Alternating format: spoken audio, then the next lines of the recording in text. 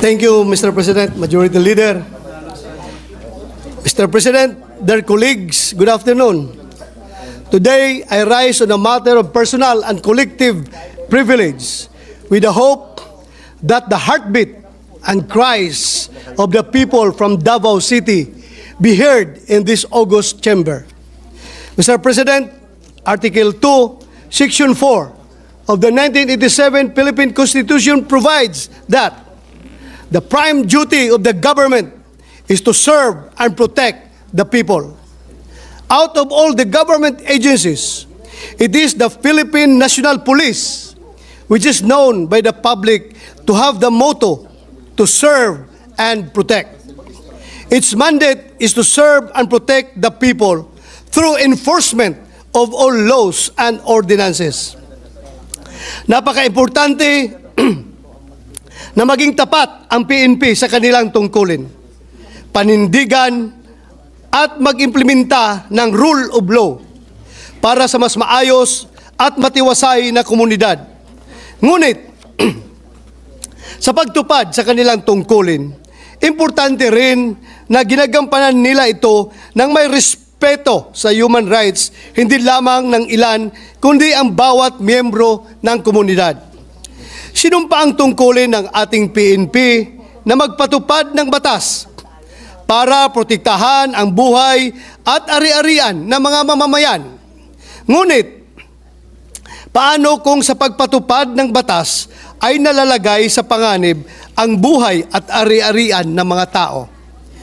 Ito po ang hinaing ng mga miyembro ng Kingdom of Jesus Christ, mga residente sa QOJC compound, pati na rin ang mga estudyante at propesor ng Jose Maria College Foundation Incorporated of Davao City. On August 24, 2024, around 2,000 cops from Police Regional Office 10, 11, 12, and 13 were deployed to implement the warrant of arrest against the leader of QOJC, Pastor Kibuloy, and 5 others. At this point, I want to make on record that we are not questioning the authority of the PNP to implement valid warrants of arrest issued by a court of competent jurisdiction. We are not questioning their desire to fulfill their mandate to arrest the person subject of the warrants of arrest.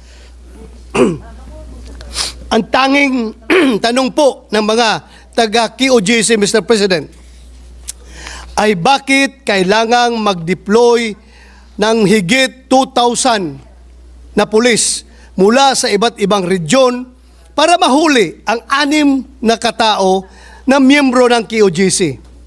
Kailangan ba na pag-implementa ng warrant ay magkampo sa loob at labas ng QOJC compound ang ating mga kapulisan? Tama ba ang ginagawang pagsasagawa ng search operation sa loob ng QOJC compound kahit wala namang na-issue ang korte na search warrant? Ano ang maaaring gawin ng mga miyembro ng QOJC para maprotektahan ang kanilang mga karapatan? Saan pa sila pwedeng humingi ng tulong para matigil ang tila panggigipit sa kanila? Excessive force. Now, the alleged excessive number of deployed police officers, as a former chief of the Philippine National Police, I have not encountered an operation to implement a warrant of arrest wherein we deployed forces close to 2,000 people. To compare, the PNP also implemented a warrant of arrest against Zulkifli here, also known as Marwan. Marwan was listed among America's most wanted terrorists with $5 million bounty on his alleged involvement in a series of deadly bomb attacks in the Philippines. In the enforcement of the warrant against Marwan, the PNP only deployed 44 members of Special Action Force and more than 200 police officers as backup. Allow me to do the math. less than 300 police officers to enforce a warrant against Marwan, who was then protected by more than 1,000 heavily armed Bangsamoro Islamic Federal Fighters and private armed groups around the so-called SPMS box, which includes Mama Sapano, versus 2,000 to arrest Pastor Kibuloy. These almost 300 police officers deployed to arrest an international terrorist constitute less than 15% of the deployed police force to arrest Pastor Kibuloy. Kaya ang tanong ng mga miyembro ng KOJC, mas mapanganib ba si Pastor Kibuloy kaysa isang most wanted terrorist? Mas mapanganib ba ang Davao City compared doon sa Mama Sapano na napakaraming umiikot ng mga armadong tao? Mr. President, wala na po sanang naging kaguluhan kung naging mahinahon lamang ang pagsisilbi ng warrant. Kung ang objective ay arestuhin o dakpin si Pastor Kibuloy, maaari naman po na maisagawa ito ng mapayapa. Minsan po, kahit gaano kalinis ang hangarin, kung ang pamamaraan naman na ginamit para makamit ito ay marahas, nagiging mali po ito at hindi katanggap-tanggap. Maihalin tulad po ito sa isang konsepto na madalas gamitin sa ating mga korte. Kung illegal na nakalap ang ebidensya, hindi ito nagiging admissible sa korte o ang tinatawag na fruit from a poisonous tree. Pasintabi po sa mga pamunuan ng PNP PRO 11. Pero tila isinusubo nyo sa kapahamakan ang ating mga pulis. Inaakay ninyo sila sa bangin na maaring magdulot ng kamatayan sa kanilang mga promising careers. Kung hindi po sana naging overacting o overkill ang pagsisilbi ng warrant, ay nanatili lamang within the standard operating procedure, wala sanang gulo. The overwhelming number of police camping in front of the gates of KOJC with the simple goal of serving a warrant will naturally create fear and tension. It has created an atmosphere of terror, the same feeling of insecurity that our law enforcement agencies vowed to wage war against. PNP camping. Simula noong madaling araw ng August 24, 2024 hanggang sa oras na ito, nanatili ang pagkakampo ng mga pulis sa loob at labas ng KOJC compound. Gaano karami po bang bilang ng mga pulis ang kailangang i-deploy para arestuhin ang isang tao? Kinakailangan ba na magkampo pa ang mga pulis ng ilang araw gamit ang resources na pamahalaan para lamang sa isang simpleng operasyon na pagsisilbi ng warrant?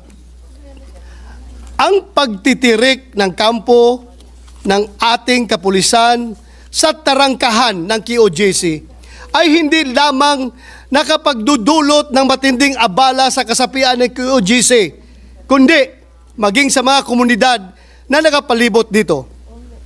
Baka sabihin ng iba, ang babaw naman kung ang inireklamo lamang ay ang abalang dulot ng operasyon. But no, Mr. President, there is more to this than just inconvenience. Higit sa abala na dulot ng kaguluhan na ito, ang mas nakaalarma ay kung nagawa ng kapulisan natin na magkumpulan sa iisang lugar ng ilang araw. Paano na lamang po ang kanilang mga sariling mga area of jurisdiction? Sino na po ang naiwan doon para makapagbigay ng serbisyo publiko? Excuse me. Sa mga mamamayan na nangangailangan ng kanilang tulong. Tila napaka-espesyal naman po ni Pastor Kibuloy para pagtutuunan siya ng halos buong puwersa ng kapulisan ng 4 na police regional offices ng Pilipinas. Halos po ang buong Mindanao na po. Puwersa ng buong Mindanao ando na sa premises ng Kingdom of Jesus Christ, Mr. President. Illegal search. As far as the KOJC members are concerned, there is no valid search warrant issued to conduct a search inside their compound. The only judicial process issued by the court are the warrants against Pastor Quiboloy and 5 others. Due to lack of a valid search warrant, KOJC are claiming that searches made and being made by the PNP inside the KOJC compound are illegal and unconstitutional. They claim that PNP cannot and should not claim that such search is incidental to a lawful arrest. They anchor their stand on the established rule in the numerous Supreme Court decisions that the law requires that there first be a lawful arrest before a search can be made. The purpose cannot be reversed. Kung hindi pa nahuhuli o naaresto si Pastor Quiboloy o ang ibang miyembro ng KOJC na subject ng warrant of arrest, bakit nagsasagawa ng search ang PNP sa compound ng KOJC? May bago na po bang alituntunin ang PNP sa pag-iimplementa ng warrant of arrest? Tayo po mga pulis, isama ko na po ang aking sarili, ay mga takapagpatupad ng batas. Hindi po tayo mga alipin nito, pagkat tayo po ay may mga isip at puso. Higit sa lahat, hindi tayo mga kasangkapan na mga nakakataas sa atin na maaari tayong ituring na mga tao-tauhan sa ngalan ng batas para sa kung anumang motibo nila. Ang tunay na adhikain ng mga sumulat ng batas ay ang pangalagaan ang kapakanan ng bawat isa, ang mapaglingkuran at mabigyang proteksyon ang lahat, to serve and protect. Recourse of KOJC, Mr. President, sa gitna ng kaguluhan at presensya ng higit 2,000 na pulis sa KOJC compound at sa kahabaan ng Carlos P. Garcia Highway sa Davao City, isa pong miyembro ng KOJC ang binawian ng buhay at marami naman po ang nagpahayag na sila ay nasaktan dahil sa insidente. Desperado na po ang mga miyembro ng KOJC. Kahit po ang ilang residente ng Davao City ay nalulungkot sa mga nangyayari. Ngayon na lang po kasi ulit nagkaroon ng kaguluhan sa aming syudad. Sa kawalang pag-asa po ng mga miyembro ng KOJC, mukhang napag-iisipan na rin nila na gumamit ng dahas. Kaninang umaga, nakatanggap po ako ng report na mayroon daw mga miyembro ng KOJC ang sinasaktan ang iba nilang miyembro at isinisisi sa mga pulis. Kung totoo po ito, umaapila ako sa pamunuan ng KOJC at mga miyembro nito. Pigilan po natin ang ating mga sarili. Huwag po sanang sumama ang ating loob sa ating mga pulis na na-deploy sa inyong compound. Sila po ay sumusunod lamang sa kautusan ng kinauukulan. Huwag po ninyo sa kanila ibaling ang inyong inis at galit. Sinusubukan lamang po nila na gawin ang kanilang trabaho. Sigurado po ako na mas marami sa kanila ang hindi pinili na ma-deploy sa KOJC compound. Lagi po sana nating piliin ang kapayapaan. Naniwala po ako na likas na mabuti ang mga kasapi ng KOJC. Sana po ay i-exercise ng ating kapulisan ang maximum tolerance. Huwag po natin silang bigyan ng sapat na dahilan upang labanan ang pamahalaan. Sino man pong nakaramdam ng panggigipit ay maaaring humantong sa pagyakap sa karahasan. Sa mga miyembro ng KOJC, huwag po tayong mawala ng pag-asa. Manalig pa rin po tayo na ang mga alagad ng batas ay ipapatupad ng maayos ang batas. Patunay po rito ang naging temporary protection order na inilabas ng Regional Trial Court Branch 15 ng Davao City na nagpapapatigil sa PNP sa kanilang mga ginagawang paglabag sa inyong religious at academic rights. Here is my appeal to the President Bongbong Marcos, Mr. President. Mr. President, it is my fervent hope that my remarks in this August chamber will reach President Bongbong Marcos. To President Bongbong Marcos, I am reaching out to you in all humility.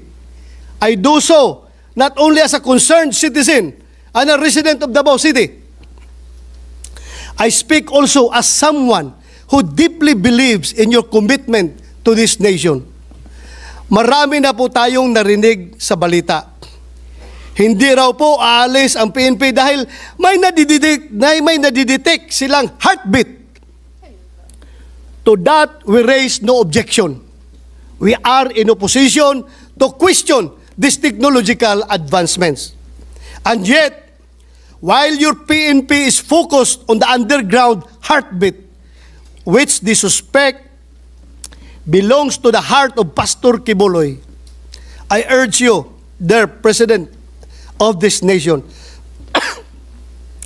to listen also to a different sort of heartbeat, the heartbeat of thousands of Filipinos in the midst of this cacophony of sounds. It is our hope that the voices and hearts of these Filipinos will not be drowned out.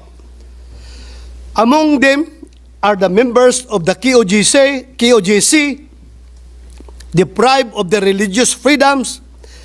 Their right to practice their faith is being challenged, and their pleas for support are echoing through our land. Excuse me.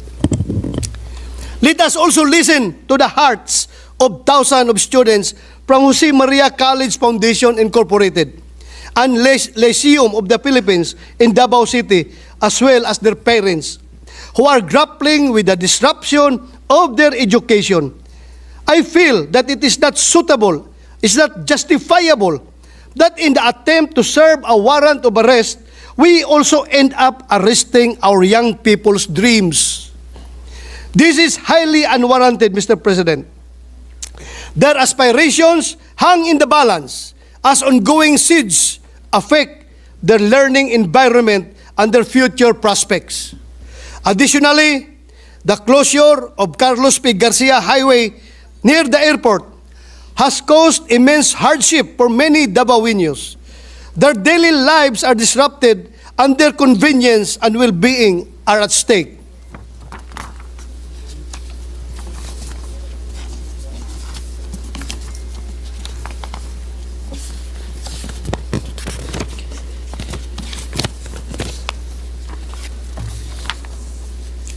Pagod na rin ang mga tao. More precisely, pagod na rin ang mga puso ng mga tao. Their weary hearts have resorted to seemingly marching to a different beat, regretting their choice of leadership, losing their hope. Yet, I stand here with unwavering faith in you as the father of our nation. I, for one, still believe in your capacity to care for every Filipino. After all, regardless of where we find ourselves politically, socially, religiously, or even physically, we all share the same heart and spirit. Mr. President, may President Bongbong Marcos continue to listen to the heartbeat of the people, hindi lamang sa sports, kundi sa lahat ng aspeto ng buhay Pilipino. Puso, Mr. President, puso. Maraming salamat po. Maraming salamat, Senator De La Rosa.